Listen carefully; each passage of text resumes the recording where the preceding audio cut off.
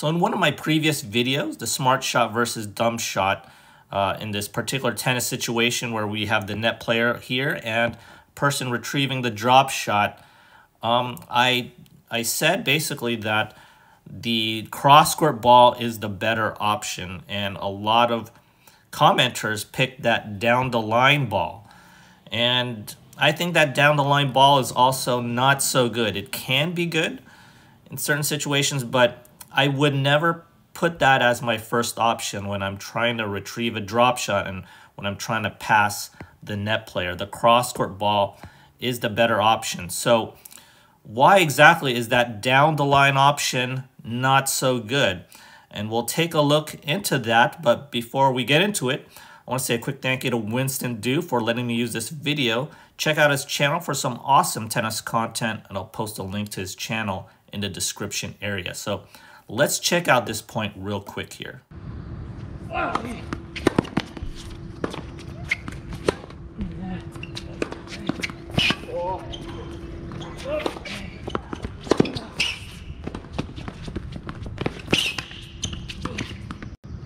You know, some people think I just cherry pick these videos and just try to make a point here, but I'm not cherry picking anything. This is coming from observation, my experience as a tennis coach, just watching all these tennis matches since I was a kid. Basically, you know, watching professional tennis since I was a kid, watching high school tennis, college tennis.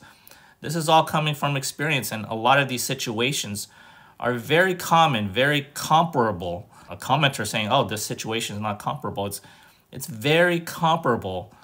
You know, this is a common situation now where you have a net player up top here and a person trying to retrieve a drop shot. You know, nowadays a lot of people are doing these drop shots, right? A la Carlos Alcaraz, right? You know, you're trying to retrieve a drop shot, and what are you going to do with it? What's your counter tactic to this? You know, it's a very aggressive play, these drop shots. So decision making matters here. And what is your first option? And if your first option is that down the line ball, I think it's not a good option. You know, that is not, it can be good. You know, it can be good. It's better than that running short ball lob that I said in the previous video. But, you know, this is not a good option because, again, you're going with the slice, and you already see Jack here going with the slice. You're trying to retrieve a ball. You're on defense. The slice is probably the only option for you there. You can't topspin a ball, right? You're under duress, and you are going over the higher part of the net, right? This is tough to slice down the line over the high part of the net there, you know. So, you know, the shot in itself is difficult, and it'll float up. I mean, you're trying to get it low, right? But you know, it's a very tough shot, and this floats up, right? This floats up. This is a very easy ball to get for Luis here, especially on the forehand side, right? He barely took a step. He didn't even pretty much take a step, right? And he put this ball away pretty easily, just poked it cross court. You know, these cross court putaways are very tough to get back. And that's it, right? Also, Luis, right? He's very closer to the ball. He's following as a person trying to cover the line. I think that's the best way for the net player to, you know, try to cover that line.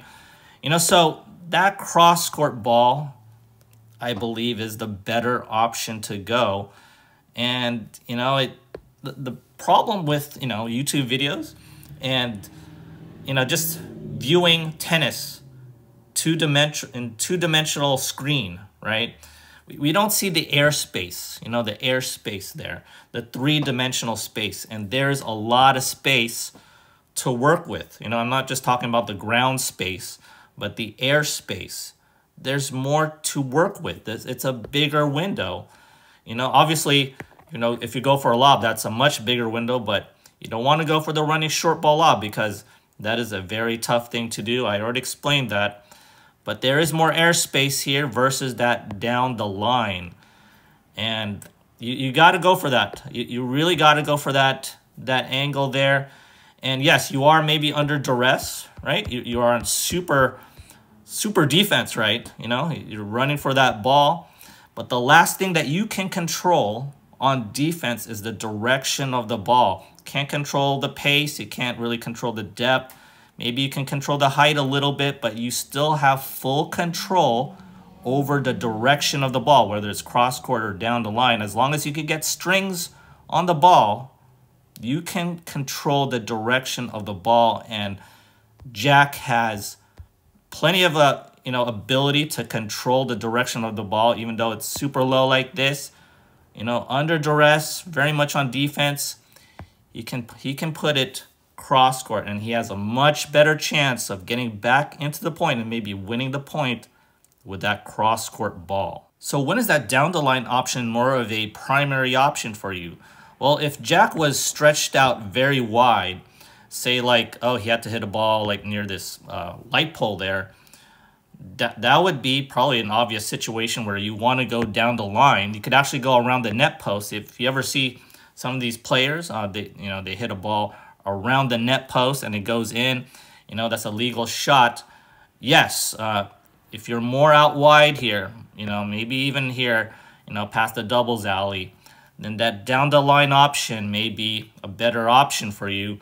Also a commenter mentioned, rock, paper, scissors. Rock, paper, scissors, where, maybe the net player is anticipating that cross-court ball, right? Or you see that net player just kind of hovering there and maybe shifting towards the cross-court area. Well, yeah, then that down the line option is very good for you, right? I get it. There's some nuance, right? It's not like 100%, oh, you should always go cross-court, right? There's some nuance to any situation, right? Your positioning, the opponent, the environment, whatever, right? Maybe you've been going cross-court, like, you went cross-court on these drop shot retrievals like 3 times in a row already, right? And maybe your opponent's kind of picking that up, then yeah, go down the line. So there's nuance, but in most cases, right, how many times are we going to retrieve drop shots in a match? That cross-court ball is the better option. It's the lower part of the net. There's more airspace. You could angle it. Once it bounces, it'll go very much away. It's just the better shot. And, I talked about that before in a couple other videos.